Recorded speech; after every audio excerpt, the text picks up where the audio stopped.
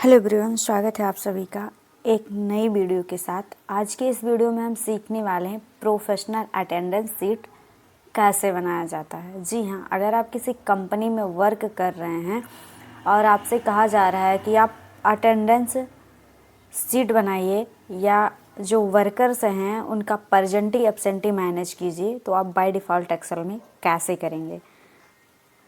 और साथ में ही आपको सैलरी मेंशंस करना हो और वहाँ पे आपको ये भी काउंट करना हो कि कितना दिन हमारा कैंडिडेट यानी कि एम्प्लॉय जो है प्रेजेंट है और कितना दिन अब्सेंट है, उसी के हिसाब से हमें उसे सैलरी देनी है। तो इन सभी सारी चीज़ों का मेंशन हम इस वीडियो के अंतर्गत करने वाले हैं। तो आइए वीडियो को स्टार्ट करते हैं। सबसे पहले यहाँ पे मैंने कुछ फॉर्मेट मेंशंस कर लिए हैं, इसलिए ताकि वीडियो काफ़ी लंबी ना हो। सबसे पहले अगर हम कहीं पे वर्क कर रहे हैं और अटेंडेंस शीट मैनेज करना होता है तो हमें आईडी नंबर की आवश्यकता पड़ती है। आईडी नंबर की आवश्यकता इसलिए पड़ती है क्योंकि कैंडिडेट्स 1 से 2 नाम के या 3 नाम के व्यक्ति हो सकते हैं, इसलिए आप चाहो तो फादर्स नेम भी ऐड कर सकते हो, आप अपने हिसाब से जो भी आपको सही लगे। दूसरा, हमें नाम की आवश्यकता पड़ती है। हमें डिजाइनेशंस ये डिसाइड करता है कि वो कैंडिडेट्स यानी कि वो एम्प्लॉय किस पोस्ट पे काम कर रहा है, मैनेजर है, अकाउंटेंट है या स्टाफ है, क्या है, ये इसलिए मेंशंस कराना ज़रूरी होता है।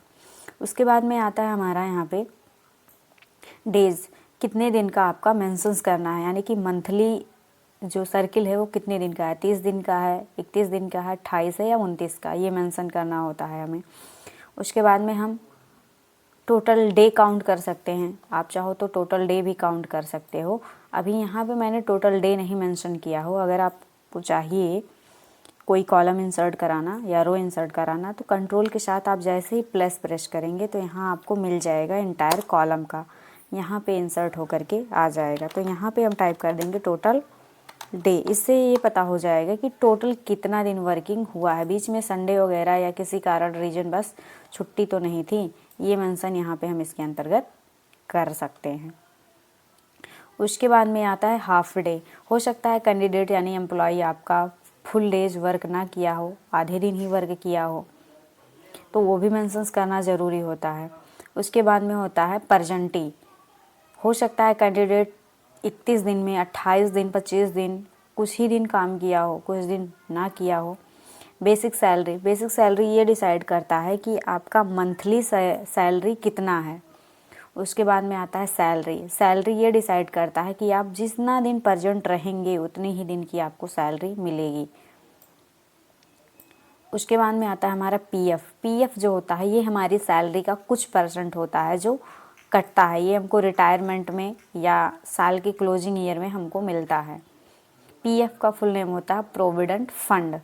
उसके बाद में आता है ईएसआई जो होता है ये मेडिकल इशू में काम करता है। जैसे मान के चलिए हमारी हेल्थ में कोई प्रॉब्लम हो गई तो हमारी सैलरी का 0.75 से ले करके 3.75 के बीच में कटता है, यानी ये कह सकते हैं 4 पॉइंट तक जाता है। इसके बीच में आप कुछ भी निकलवा सकते हैं, 1-2% आप अपनी सैलरी से निकलवा सकते हैं जो आपके हेल्थ इशू में काम करेगा। नेट सैलरी, सब कुछ हटाने के बाद एग्जैक्ट सैलरी क्या बनती है, या फिर आप ये यूँ कह सकते हैं इन हैंड सैलरी इसकी क्या बनेगी। तो सबसे पहले यहाँ हम नाम डाल दे रहे हैं, यहाँ पे हम आईडी नंबर डाल दे रहे हैं 101, नाम डाल दे रहे हैं यहाँ पे हम राज, डिजाइनेशंस में डाल दे रहे हैं मैनेजर। उसके बाद में मुझे यहाँ परजेंटी एब्सेंटी मेंशन करनी है तो मैं यहाँ पे पी करके जो है मेंशन कर दे रहे हैं और ड्रैग कर देंगे और बीच बीच में क्या करेंगे हम चेंज कर देंगे। जैसे इतना मैंने सेलेक्ट कर लिया है और इसको क्या करेंगे वैसे ड्रैग कर लेंगे यहाँ से यहाँ तक। अब बीच बीच में मुझे कहीं कहीं चेंज करना है तो हम चेंज कर लेंगे जहाँ पे आपको चेंज करना हो। ये चीज़ आपको फॉर्मेट तभी बना के रखना होगा जब आपको सर्कुलेशन मंथली बनाना होगा, तभी आप बना के रखेंगे तो आप उसी हिसाब से परजेंटी एब्सेंटी चढ़ाने में आपको बहुत ही आसानी होगी। अब यहाँ पे हम क्या करेंगे टोटल डे निकालेंगे। टोटल डे मतलब कितना दिन, 31 दिन में कितना दिन वर्क हुआ है। तो इसके लिए हम इक्वल लगाएंगे, यहाँ काउंटा लिखेंगे एक फार्मूला। जैसे ही फार्मूला प्रेस करेंगे यहाँ पे आप देख सकते हैं आ गया है। टैब बटन प्रेस करके एक्टिव कर लेंगे और यहाँ से यहाँ तक के डेटा रेंज को हम सिलेक्ट कर लेंगे। ब्रैकेट क्लोज करके एंटर कर देंगे। अभी आप देख सकते हैं टोटल 31 दिन दिखा रहा है, वर्क हुआ है। लेकिन किसी में भी अगर मैं डेटा को डिलीट कर दूं यहाँ पे, तो आप देख सकते हैं 30 ही दिन दिखा रहा है। तो आप जिस हिसाब से डेटा को फिल करेंगे उसी हिसाब से दिखाएगा। अब मुझे एब्सेंटी काउंट करनी है, यानी कि 31 दिन में वो कितना दिन एब्सेंट है।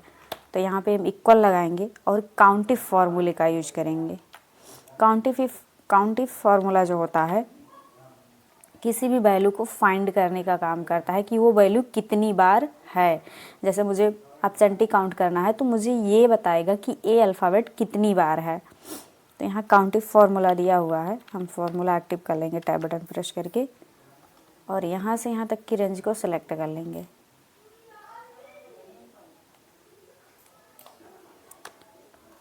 और कॉमा लगाएंगे, डबल इनवर्टेड कॉमा में ए लिख देंगे, कंडीशन जो मुझे फाइंड करना है। क्लोज करके एंटर कर लेंगे। यहाँ 3 दिन हमारा एब्सेंटी है। सेम फार्मूला रिपीट करेंगे हम।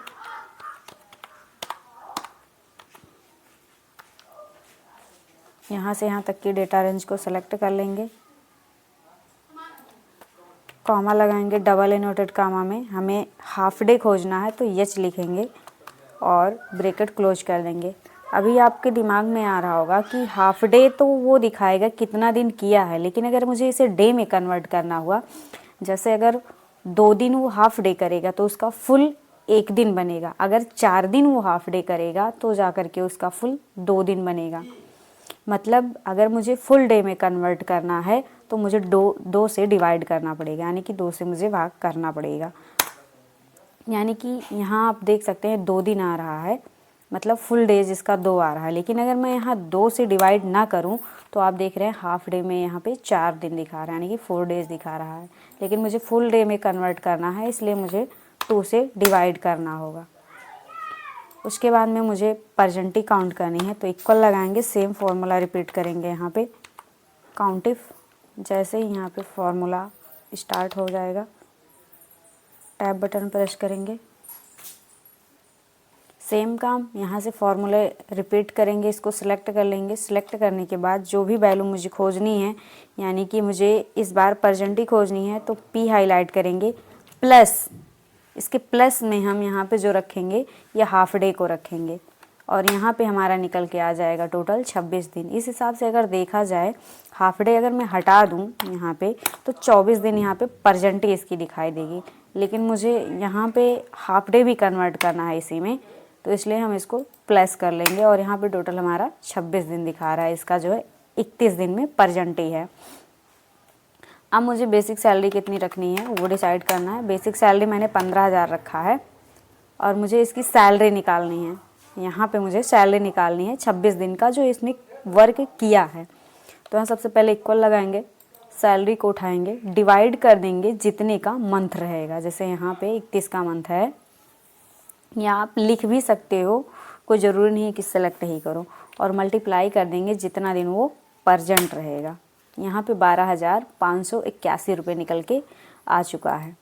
अब इसका पीएफ जो है हमें निकालना है यहाँ पे, तो उसके लिए हम क्या करेंगे, इक्वल लगाएंगे, यहाँ पे सैलरी को उठाएंगे और मल्टीप्लाई कर देंगे हम जितना परसेंट इसकी सैलरी से कटता होगा। 10, 15, 20, 5, हम यहाँ पे 5% रख रहे हैं। वैल्यू हैज दे रही है क्योंकि सेल छोटा पड़ रहा है। उसके बाद में हमें ESI निकालनी है, तो इक्वल लगाएंगे, सैलरी को उठाएंगे, हम 1% यहाँ पे रख रहे हैं सैलरी का इसका, और यहाँ पे नेट सैलरी मुझे निकालनी है। तो इसके लिए हम क्या करेंगे, इक्वल लगाएंगे, सैलरी उठाएंगे, इसमें से हम लेस कर देंगे इनका पीएफ और फिर से ESI। इसके बाद में इनका जो एक्चुअल सैलरी बन रहा है 11,680 रुपये बन रहा है, पीएफ और ESI माइनस करने के बाद। आई होप कि आपको वीडियो पसंद आई हो। अगर वीडियो पसंद आई हो तो लाइक कमेंट ज़रूर कीजिएगा। Thank you.